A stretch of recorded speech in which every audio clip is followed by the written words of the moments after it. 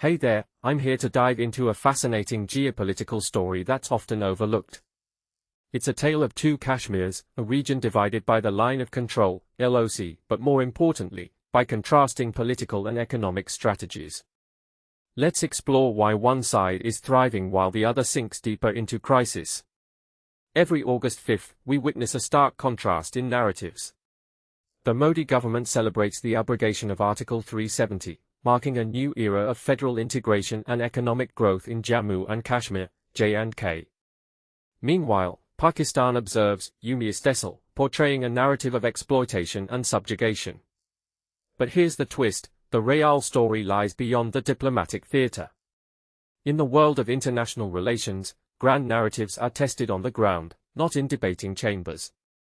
And when we look at the territories across the LOC, the differences are striking. J&K is experiencing an economic renaissance, thanks to massive state investment and infrastructure development. The Chenab Bridge, for instance, isn't just a marvel of engineering, it's a geopolitical game-changer, connecting Srinagar and Jammu to the Indian subcontinent's markets. The region's integration into the national railway grid, along with modern airports and highways, has transformed J&K from a conflict zone to a thriving economic hub. This is a clear sign of India's intent to treat J&K as a core asset, not a peripheral buffer state. Now, let's cross over to the other side.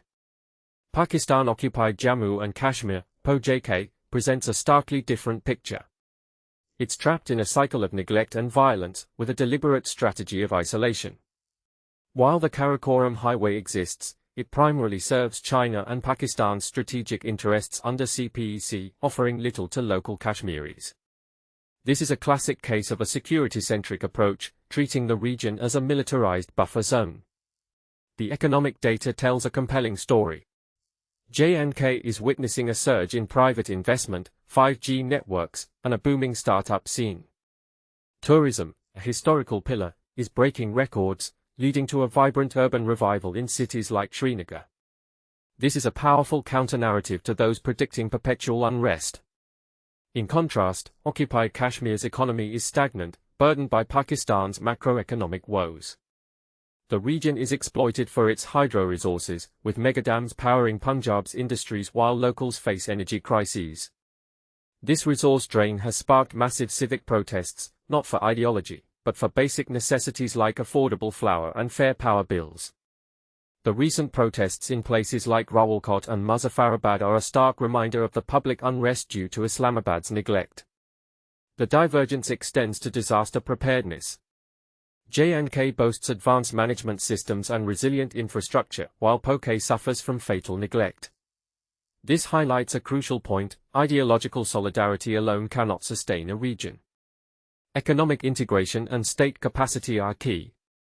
India's dismantling of legal barriers has unleashed J&K's potential, tying it to a powerful economic engine.